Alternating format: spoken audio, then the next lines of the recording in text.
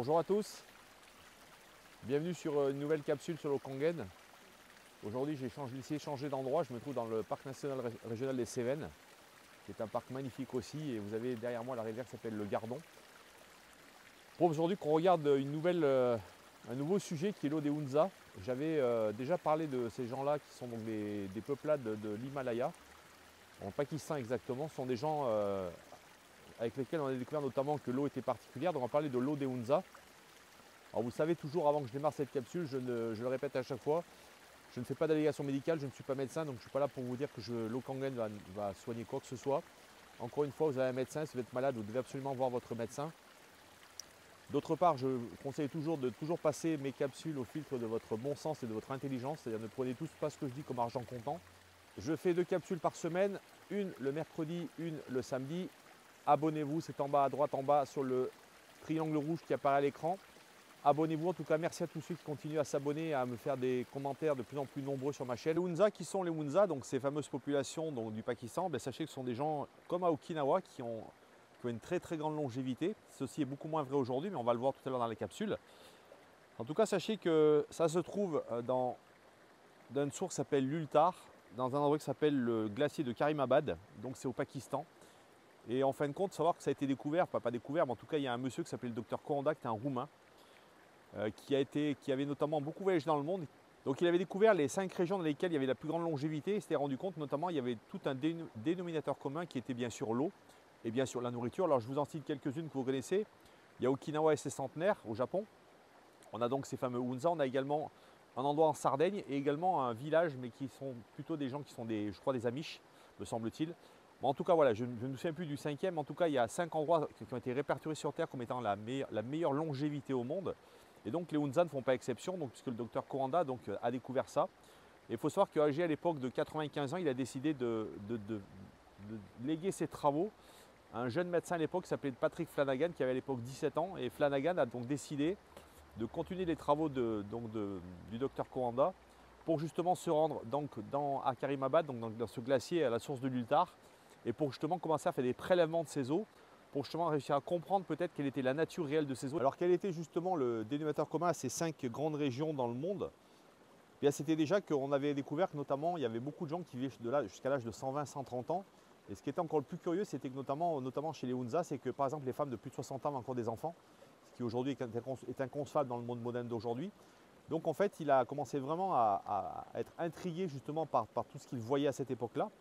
Et en fin de compte, dans cette vallée donc, au nord du Pakistan, il faut le savoir, il y avait notamment des glaciers millénaires qui étaient là. Donc on sait aujourd'hui, c'est également lié bien sûr à la géologie, la technologie des plaques. Je ne vais pas faire un cours là-dessus, mais pour faire très simple, il faut savoir que la chaîne himalayenne, elle s'est créée notamment parce qu'il y a eu des fractures. Vous savez, lorsqu'il y a eu donc toutes les aires glaciaires, donc toutes les aires géologiques, en fin de compte, tous les sédiments marins se sont retrouvés finalement projetés parce qu'il y a simplement des plaques qui se sont décrochées et qui se sont carrément affaissées et retournées, ce qui a créé donc la chaîne himalayenne qui fait plus de 8000 mètres.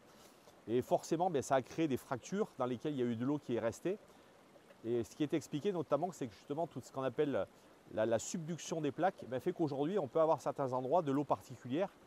Et c'est d'ailleurs peut-être une des explications peut-être de l'eau des Hunza. D'ailleurs, je vous en parlerai en fin de capsule, notamment c'est ce que Flanagan disait. Mais pour faire simple, en fin de compte, Flanagan découvre à l'époque, après plus de 20 ans de recherche, il découvre qu'en partie c'est à cause des minéraux spécifiques qui sont dans ces eaux qui portent une charge électrostatique. Donc vous voyez qu'on va de nouveau parler des ions. Et on va reparler toujours de ce caractère très important qu'a l'eau, qui est de l'énergie.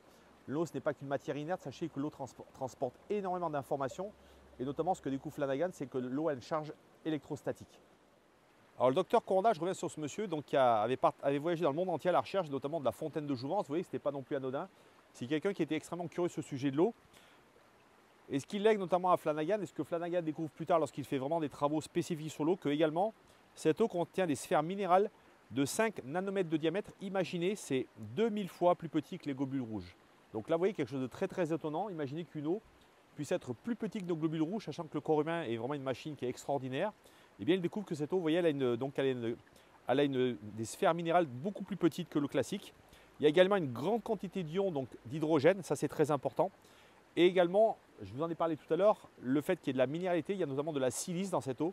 Donc ça a sans doute son importance. Moi, je ne connais pas forcément le rapport entre l'eau et la silice, mais sachez que voilà ce que découvre Flanagan lorsqu'il découvre l'eau des Hunza. Et ensuite, il a vraiment mettre sur papier, il va vraiment chercher à comprendre. Flanagan également trouve très intéressant les études d'un monsieur qui s'appelait Sven Zgorski, qui est un prix Nobel de chimie du métabolisme. Je crois que c'est un hongrois. C'est un prix Nobel de chimie du métabolisme qui découvre notamment la vitamine C. Et ce que Zgorski déclare, entre autres à l'époque, parce qu'il a fait une très très longue étude, il dit notamment, écoutez bien, l'hydrogène est le carburant de la vie. L'hydrogène est déjà évoqué comme quelque chose de très très intéressant, notamment, vous voyez, on vous le dit, c'est le carburant de la vie, donc ça veut tout dire. Donc ça veut simplement dire que l'hydrogène est vraiment quelque chose d'exceptionnel pour nous faire vivre. Et donc Flanagan, qu'est-ce qu'il va faire? Il va donc caractériser cette eau, il va lui donner plusieurs qualités. J'en ai relevé 4, les principales, parce qu'il y en a d'autres, mais vous verrez que c'est un peu plus compliqué.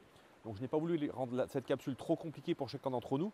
Mais la première, il nous parle de la diminution de la tension superficielle de cette eau qui permet une hydratation profonde avec donc de la barrière lipidique franchie et l'eau est utilisée pleinement. Donc vous voyez ce qui est très très intéressant ici, c'est ce qu'on trouve quelque chose qui est vraiment commun à l'eau Kangen, c'est que notamment on a une eau qui est vraiment capable de nous hydrater sur le plan cellulaire. Et vous voyez que l'eau des Hunza notamment, bien, elle a cette caractéristique. La deuxième propriété, et ça va avec, c'est le drainage. Et ce que dit Flanagan, ça je le cite, il dit qu'il y a un drainage qui est 64 fois plus important que l'eau normale. Donc on a un pouvoir extrêmement nettoyant, un pouvoir vraiment de pouvoir débarrasser nos cellules de tous leurs déchets. Et donc on comprend aussi pourquoi cette eau est de qualité, puisque rappelez-vous, le rôle d'une eau, bien sûr, c'est de nous hydrater, mais c'est également de nous nettoyer parce que vous le savez, les déchets acides, qui finalement se transforment en déchets solides dans le corps, doivent absolument être nettoyés par de l'eau. La troisième propriété qu'il découvre, c'est que également, cette eau permet une assimilation des nutriments, donc ça a trait bien sûr à l'alimentation, parce que sachez que l'eau, c'est ce qui permet, c'est un solvant donc pour la nourriture, c'est ce qui permet notamment de mélanger la nourriture avec de l'eau. Du fait que cette eau permette une assimilation complète des nutriments, eh bien ça crée de la satiété, ça crée effectivement le fait qu'il y ait beaucoup moins de faim, puisque dès l'instant où vous avez ce qu'il faut en nutriments au niveau de vos cellules, eh bien en fin de compte, vous allez avoir de la satiété qui va baisser, donc avoir beaucoup moins faim.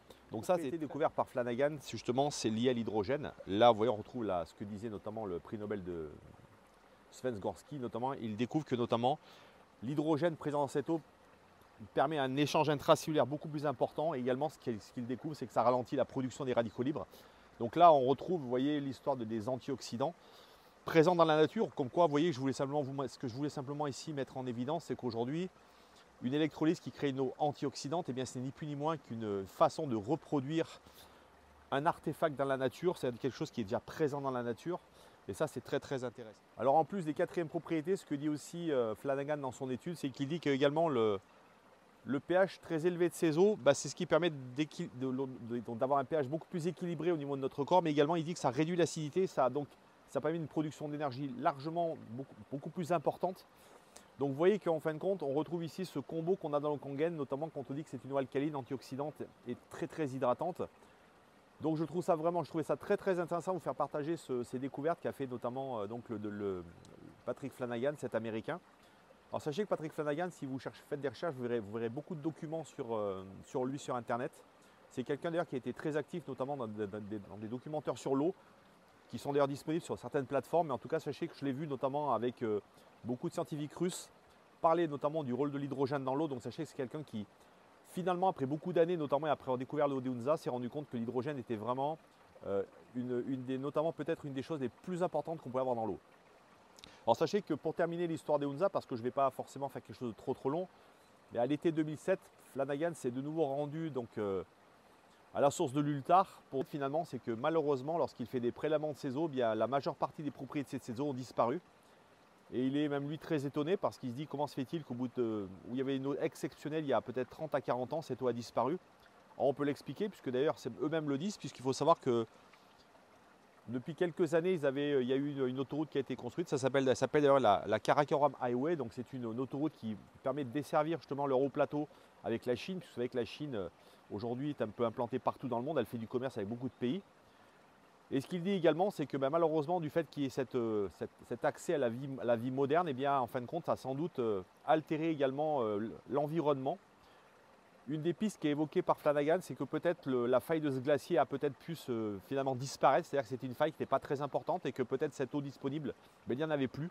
En tout cas, Flanagan n'a pas forcément d'explication à donner, mais en tout cas, sachez que l'eau des Hunza n'existe plus aujourd'hui, malheureusement. Alors sachez que pour l'histoire, il a cherché lui-même à recréer. Il avait sorti lui-même un produit, alors je crois que ce produit s'appelait Crystal Water me semble-t-il, parce qu'il cherchait absolument à pouvoir recréer, vous voyez, d'une manière en laboratoire, une eau qui ressemblerait à celle des Hunza. Mais je trouvais très intéressant de partager cette capsule avec vous parce que je crois qu'aujourd'hui, encore une fois, l'eau des Hunza ressemble vraiment à l'eau qui existait dans la nature, disponible pour pas mal de gens et notamment pour ces populations. Alors je vous le disais en début de capsule, je ne suis pas géologue et je ne voudrais surtout pas froisser des géologues. Mais en tout cas, pour le peu de choses que j'ai pu lire et comprendre, lorsqu'on reparle notamment de la tectonique des plaques, de la subduction, on pourrait également parler des quartz. Sachez que le quartz également, il y en a beaucoup dans la nature. Et sachez que également, on sait aujourd'hui que le quartz et l'eau font des choses assez incroyables. Donc là, encore une fois, je ne vais pas m'étendre sur le sujet, mais en tout cas, il est aussi possible, et ça c'est une des pistes tout à fait envisageables, notamment sur l'eau des Hunza, qu'on ait eu ces eaux avec des quartz qui vont dégager ce qu'on appelle de la piézoélectricité. Et en fait, on sait également que le fait de générer de l'électricité avec de l'eau, ça crée ce qu'on appelle d'une certaine manière une ionisation. On va pouvoir créer des charges électrostatiques dans l'eau. Donc c'est ce qui expliquerait peut-être pourquoi Flanagan ne comprenait pas le potentiel de ces eaux. Mais encore une fois, bien malin qui est capable de dire aujourd'hui pourquoi finalement ces eaux avaient ces qualités. Mais en tout cas, l'eau Kangen, je vous le rappelle, c'est 3 propriétés. C'est une eau qui est alcaline, qui draine l'acidité, qui va réguler vos tampons alcalins. Et ça, c'est très important. La deuxième propriété, c'est une eau qui est antioxydante, donc qui va lutter contre le vieillissement cellulaire de votre peau, mais également de vos cellules. Et la troisième, c'est une eau qui est 6 fois plus hydratante, qui va vraiment vous hydrater en profondeur, nettoyer vos millions de mitochondries, vos cellules. Et ça, c'est vraiment le rôle d'une eau, je vous le rappelle, à la fois de vous apporter des nutriments, mais également de pouvoir vous nettoyer de vos déchets. Les amis, j'espère que cette capsule vous aura plu. Elle était rapide, mais je préfère aujourd'hui être sur des formats un petit peu plus concis. Je vous encouragerai toujours à faire des recherches parallèles à ce que je peux vous dire aujourd'hui. Allez vous documenter, il y a beaucoup de choses sur les Hunza. Je vous recommande également de retrouver les documentaires vidéo. Vous pourrez écouter ce que dit Flanagan. Vous verrez ce que je vous ai dit là, il le dit en substance dans les différents reportages que j'ai pu voir. Mais ce que je voulais simplement, pour terminer cette capsule, c'est de vous dire qu'en fait, si j'ai voulu aujourd'hui vous parler de l'eau des Hunza, c'est parce que je considère qu'aujourd'hui, cette eau pourrait vraiment ressembler étrangement à l'eau Kangen artificielle, par le biais d'une ionisation dans laquelle on a des plaques et de l'électricité et qui donc fait que notamment on crée des charges dans ces eaux avec des ions qu'on sépare.